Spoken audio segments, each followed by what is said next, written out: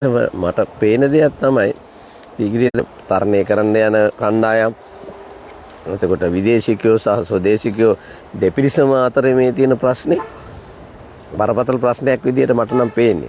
නමුත් මේ සඳහා පිළියමක් අවශ්‍යයි. ඇයි අපි සීගිරිය බටහිරට විතරක් හිර වෙලා ඉන්නේ?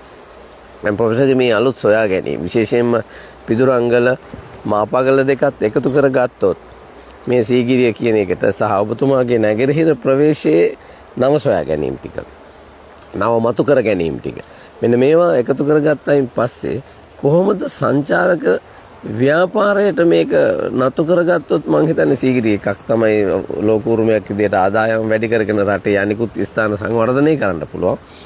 මේ වගේම රටේ ජන ජීවිතයටත් ඊටාම හොඳ ආර්ථික සහජීවනයක් ලබා ගන්න පුළුවන්. මොකද්ද ප්‍රොෆෙසර්ගේ පිළිබඳව තියෙන දෘෂ්ටිය? මොකද ඔබතුමා මේ අලුතෙන්ම පුරාවිද්‍යා අධ්‍යයන අංශයට මේ ටුරිසම් කියන අංශයකුත් පිහිටෙවුවානේ සංචාරක කළමනාකරණය සහ උරුමය පිළිබඳව. ඉතින් මේ පිළිබඳව ප්‍රොෆෙසර් තියෙන ලොකු දෘෂ්ටියක් තියෙනවා. මම කැමතියි ඒක දැනගන්න. දැන් අපි බැලුවොත් අපිට සීගිරිය එක පැත්තකින් තියෙනවා පිදුරංගල, ඒ වගේම මාපාගල.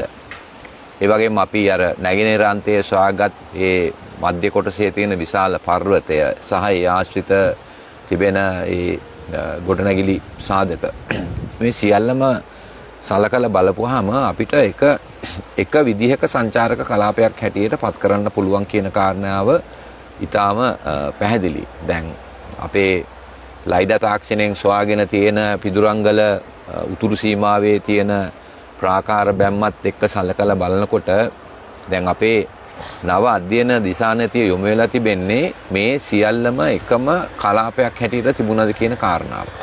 එතකොට මේ ලබා ගන්න දැනුම මං හිතනවා සීගිරිය තනියෙන් බලනවට වැඩිය මේක යම්කිසි පොකුරක් හැටියට අතීතයේ තිබුණා කියන කාරණාව පිළිබඳවත් අපි හිතලා බලලා සංචාරකයන්ට මේ දැනුම සහ අවබෝධය ලබා දෙන ක්‍රමවේදයකට යන්න අවශ්‍යයි කියන එකයි මගේ හැඟීම. දැන් එක පැත්තකින් මේකට තියෙන අභියෝගයක් තමයි කොහොමද ඇත්ත වශයෙන්ම නැගෙනහිර කලාපයට සංචාරකයන් යොමු කරන්නේ මේ දැනුම ලබා දෙන්න.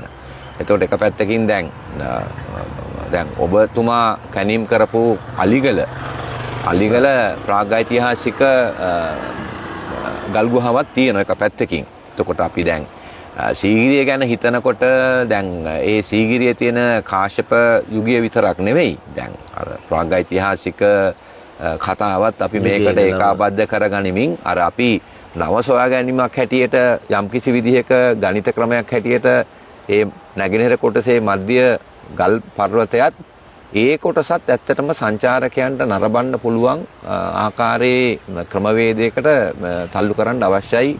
සහායකට ක්‍රමවේද අපි හදන්න ඕනේ. කොහොම වුණත් මේකට ඍණාත්මක බලපෑමක් ඇති කරන අලීන්ගේ පාරාදීසයක් බවට එතනින් එහා විශේෂම නැගෙනහිර අන්තයට තමයි හුඟක් ඒ අය තල්ලු වෙන්නේ. නමුත් මේකත් යම්කිසි විදිහක පාලනයක් ඇති කර ගැනීමෙන් අපිට මේක හදාගන්න පුළුවන් වෙයි. ක්‍රමවේදයක් හදන්න ඕනේ කියන එක මම හිතන්නේ. නව තාක්ෂණය අතරම අලි වැට වගේ පාවිච්චි කරලා එක්කෝ කාල වේලාවක් වගේ වෙන් කරගෙන හරි නේද? අලි නැති වෙලාවක හරි අපිට යන්න එන්න පුළුවන්. මොකද අලියත් අපේ එක ටුරිසම් වල එක සම්පතක්. ඒ නිසා මේක මම හිතන්නේ බොහොම මේ වැදගත් වෙයි ඒ අදහස. එතකොට ප්‍රොෆෙසර් මේ මට තව ඔලුවට ආපු අදහසක් තමයි මේ සංචාරක දැන් මේ සීගිරිය පිළිබඳව සංචාරකයාව දැනුවත් කරන අපේ සංචාරක උපදේශකවරු ගයිඩ්ලා මේ කට්ටිය දැනුවත් කිරීමේ වැඩපිළිවෙලක් අවශ්‍ය වෙයි නේද? මේ මොකද ඔබතුමාගේ මේ නව අදහස දැන් උදාහරණයක් පිදුරංගල දැනට බලන කට්ටිය බලන්නේ හුදෙකලා ස්ථානයක් විදිහට. මාපාගල බලන කට්ටිය මාපාගල, සීගිරිය බලන කට්ටිය සීගිරිය. නමුත් දැන් ඔබතුමාගේ තියෙන්නේ හොඳ කම්බිනේෂන් එකක්. මේ තුන එකට එකතු කරලා නැගෙනහිර ප්‍රවේශයත් එකතු කරලා කොම්ප්ලෙක්ස් එකක් විදිහට මේක සංවර්ධනය විය යුතුයි කියන එක. මොකද මේවා එකිනෙකින් වෙනස් කරන්න බැරි තදනුබද්ධ අංගෝපාංග විදිහට තමයි මේවා තියෙන්නේ. එතකොට මේ සංචාරක ව්‍යාපාරය තුල ගයිඩ්ලව පුහුණු කිරීමේ වැඩපිළිවෙලක අවශ්‍යතාවයක් දකින්නවද මේ මහාචාර්යතුමා? නෑ ඇත්තටම මේ ප්‍රොෆෙසර් අධිකාරී දැන් අර මේ අපි කිව්වා වගේ පිදුරංගල, සීගිරිය, මාපගල සහ ඒ නැගෙනහිර අන්තයේ ගල් පර්වතයේ විතරක්ම නෙවෙයි ඇත්ත වශයෙන්ම දැන් මේ පුරාණ නාගරීකරණය ගැන හිතනකොට අපිට පර්යන්තයේ තියෙන ගම්මාන කියන ඒ විශාල ප්‍රදේශයත් ඇත්ත වශයෙන්ම අතීතයේ මේ කියන පුකුරට සම්බන්ධ වෙලා තිබුණා. ඒතකොට දැන් ඒ ගම්මාන අවට පර්යන්ත කලාපයේ දැනට තිබෙන ගම්මානවල කිසි විදියක අස්පර්ශිත උරුමයන් විශාල ප්‍රමාණයක් තිබෙනවා. දැන් ඕනෑම රටක අපි බලන්න ඕනේ පුරාවිද්‍යාව සහ උරුමය කියන එකේ තියෙන යම්කිසි විදිහක ප්‍රතිලාභ කොහොමද ඒ රටේ ජීවත් වෙන ගම්මානවල ජනතාවට ඒක ගලාගෙන යන්නේ. ඒක ඊටාම වැදගත් කාරණයක්. දැන් උදාහරණයක් හැටියට ගත්තොත් දැන් සමහර ගම්මාන නාගලවැව, උඩවලයාගම, ඒ වගේ මේ කායන් වල මේ ගම්මානවල 1990 පුරාවිද්‍යා පර්යේෂණ කරනකොටත් ඇත්තටම ඒ වගේ තිබුණා යම්කිසි සම්ප්‍රදායික ක්‍රමවේද වළං හදන ක්‍රම, ඒ වගේ නැටුම් ශිල්පීන්, මේ වගේ විශාල ජාලයක් තිබුණා. එතකොට ඒ ජාලය යම්කිසි විදියක ඉතිහාසයක් තිබුණු කලාපයක්.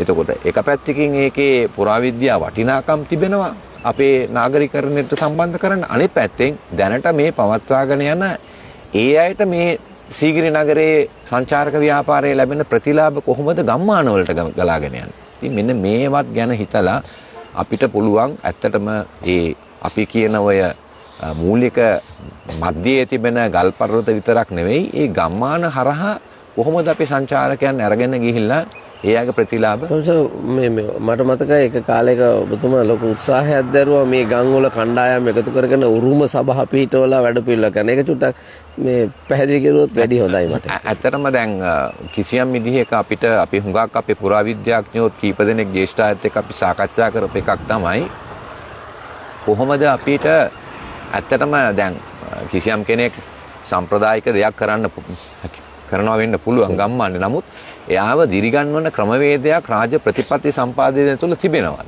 දැන් අපි කිසියම් විදිහක ණය ක්‍රමයක් එයාලට ලබා දීලා ඒ භාණ්ඩ ඒකේ පෞරාණික ගමක් තිබෙනවා.